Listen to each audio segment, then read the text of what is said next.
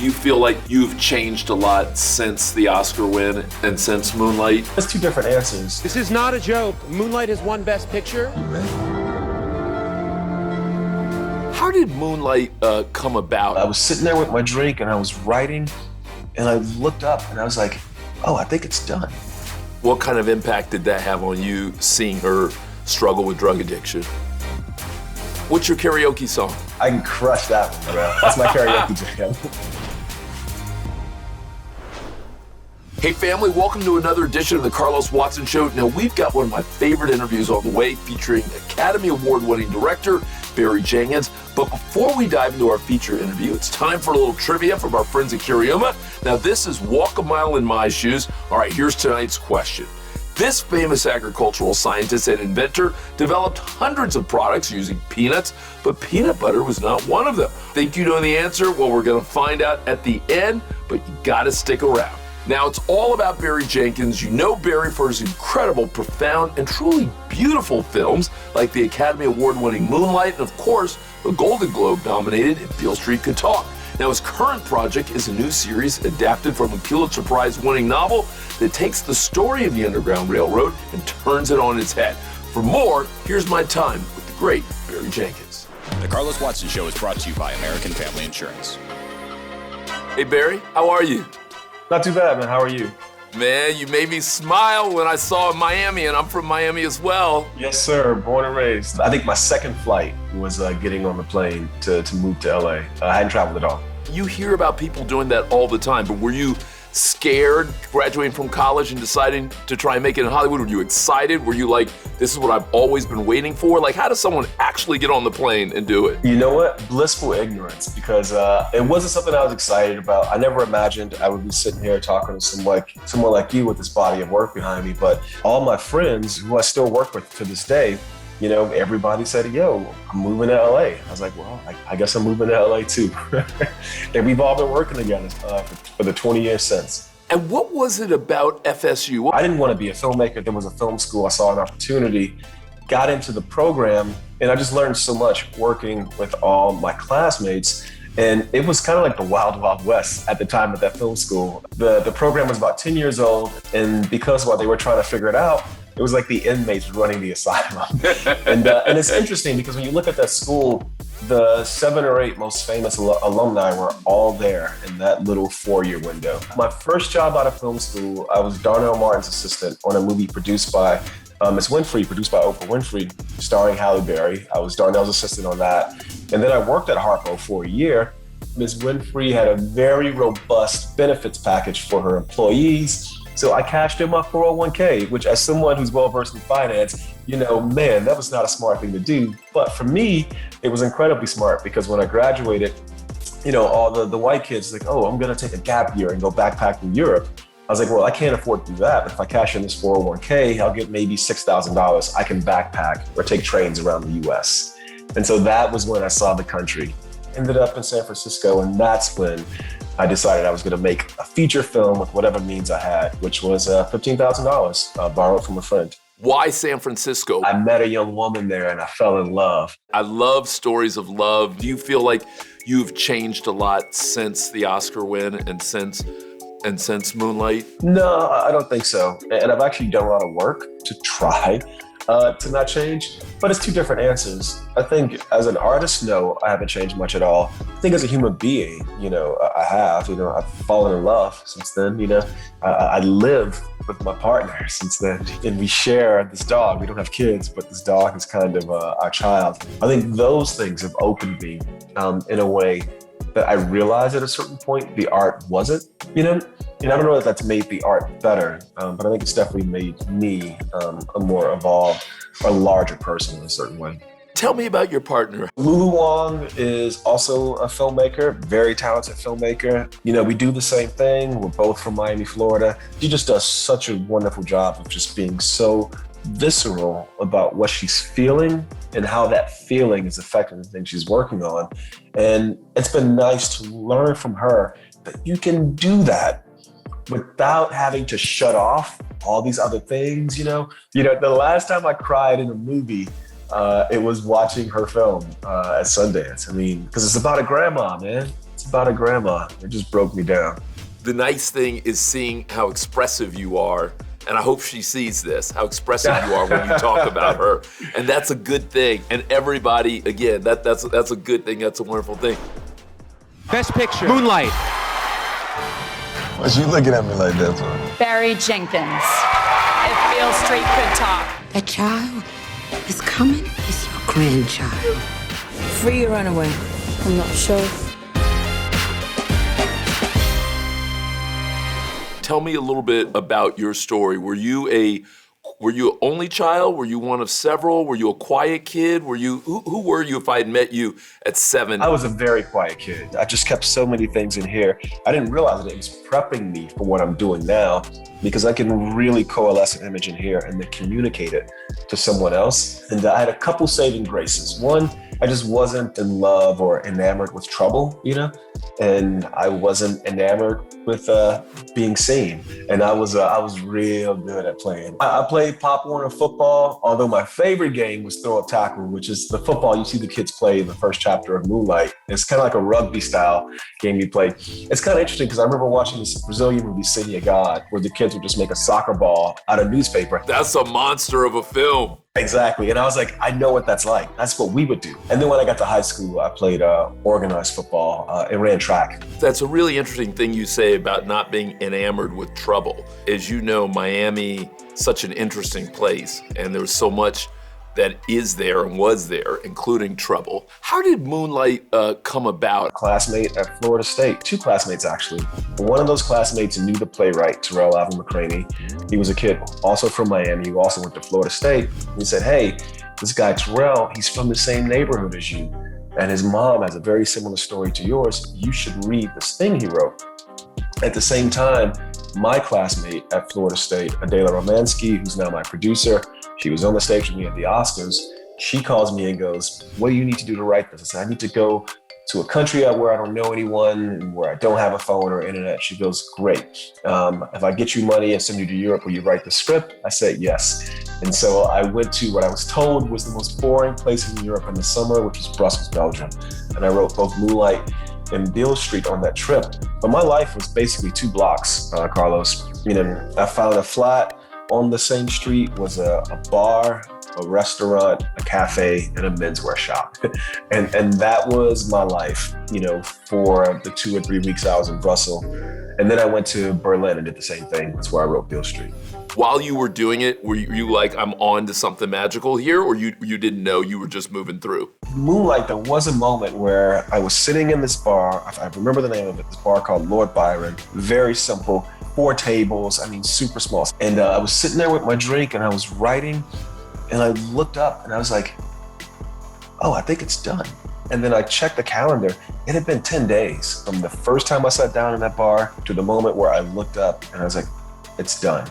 And something about that feeling was I was like, oh, I don't know what this is, because it's such a strange film and a strange script, but there's something very different about this. And then I moved on to the next thing. Who is that woman again? Adela Romansky, who is a woman I went to film school with, who is a really good friend of mine. We famously had a huge falling out right around 2009.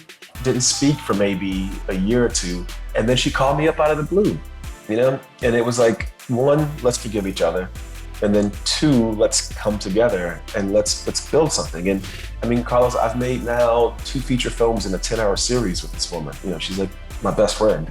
But we had to go through this huge break, but then also repair it. And I think it's made the work somehow, or our working together, our union, just so much more vital.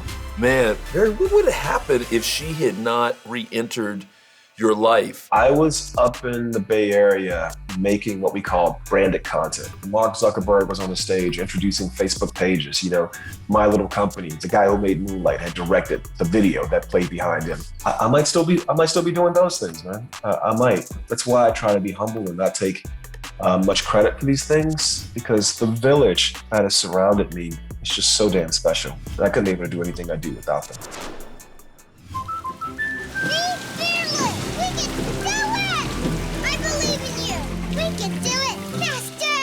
the "Our home is the training ground for her dreams" policy. Insure carefully. Dream fearlessly.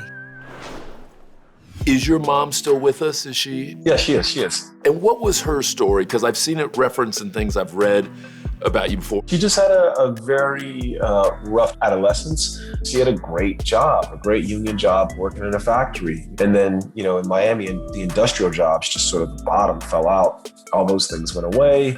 There was this big heartbreak. And then, of course, crack cocaine flooded the streets of the neighborhood. What kind of impact did that have on you, seeing her struggle with drug addiction? It was disorienting. I think when you're a child, you have a way of contextualizing things. I just contextualized, this is what childhood is like, It wasn't until I got to film school and I was amongst these other folks that I realized, oh no, hardly anybody's childhood is like this. This is a very extreme case of isolation and disorientation. So why do you think you made it through? I went on a run where I had some amazing teachers. And then when I really got deep into athletics, I had some wonderful coaches. And this coincided with this period where my mom did come out of her addiction. I had the luck of encountering this woman named Pamela Rodriguez. I was like a D student, low self-esteem coming into her class. I had her for the 3rd and the 4th grade. By the time I was leaving her class, I was an A student and I interviewed to enter this gifted program. This is so complicated, but my name is Barry because on my birth certificate, my father's name is Barry. I've physically been as close to him as I am to this laptop right now a few times in my life. He never said a word to me. He just believed that I was not his child. I didn't learn until I was in my late 20s that was probably true, but his mom, Margaret, refused to accept that I wasn't her grandson. And so she just bear hugged me. And I would go to her house on the weekends, and my Uncle Mickey, who had this 1983 Pontiac Cougar, he would drive us to the Everglades, and we would park on the side of the road and go fishing. And so this teacher, Miss Rodriguez, she said, Barry, you're the only one getting out of this neighborhood on the weekends. You're going out and you're seeing fish and trees, all this nature. Why don't you tell the other kids what that's like? I go, what?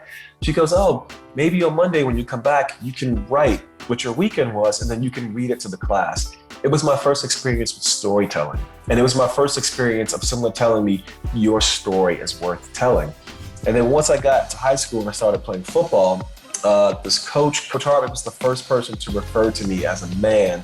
And it was this way of him showing me, I respect you.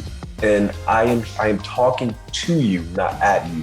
It's something about that, Carlos. It was just hearing it, because I've never had a father figure.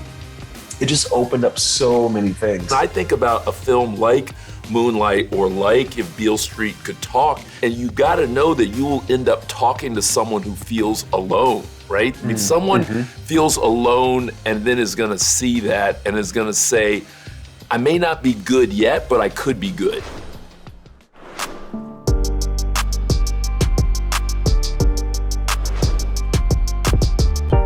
Talk a lot on this show about dreaming fearlessly and then bringing those dreams alive. But how did you come to that? The impossible has happened. I do think it's impossible that I'm sitting here with this show that's going to premiere, on Friday, funded by the richest man in the world and an Academy Award in the next room.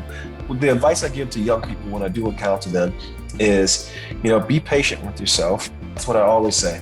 We live in a society where, if you're not famous or if you're not successful by 23, people feel like they're a failure, Moonlight happened when I was 36. That was 14 years after I graduated film school with 2 degrees, with 2 college degrees. So I've been blessed to live at this point.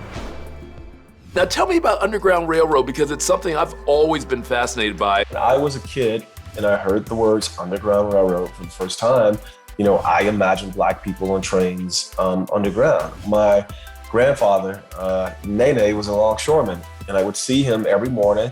He'd put on his hard hat and his tool belt and his steel toe boots, and he would go. And when I heard the words Underground Railroad, I thought, oh yeah, men like Nene built the Underground Railroad.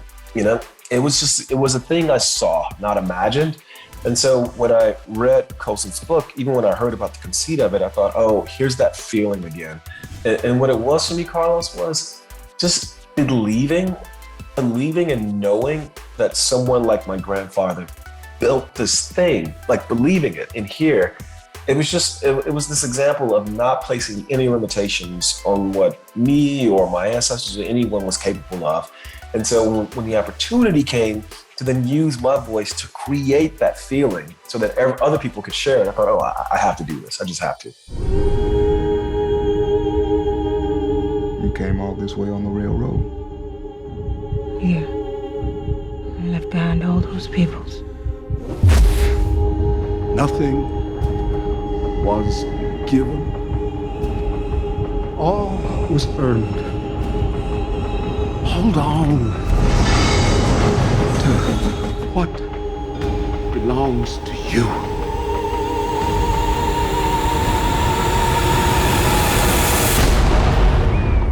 What do you think people will take from it? For me, the biggest thing was this idea of recontextualizing my ancestors. You know, we've begun, I think in a very tactful way, to use this word enslaved rather than just the noun slaves to refer to them. But in doing so, we've replaced the need to contextualize who they were by now leaning on what was done to them.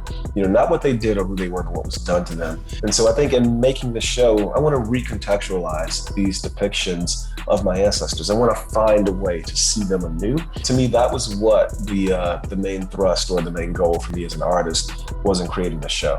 What do you think would have happened to you if you had been enslaved? When I was a kid, we used to have this conversation. We'd be like, oh, if I was a slave, you know, I'd have ran, I'd have been. Or if somebody was making a really terrible joke, they'd be like, well, I'd have been in the house, you know. And you know, you're a teenager or whatever. It's Black History Month, and these conversations come up. You know, very idiotic conversations. But in working on this show, I realized a couple of things. One, it's impossible to contextualize who our ancestors were. Just so much of their testimony has been lost to the historical record. And also to the modern contemporary framework of what it is to be a human being. So I can't say, but I will say in making the show, I realized that my ancestors were a part of one of the greatest acts of collective parenting the world has ever seen. Because a child will be born, the child will be separated from their mother and father, sent somewhere else, and a new family unit will be begun.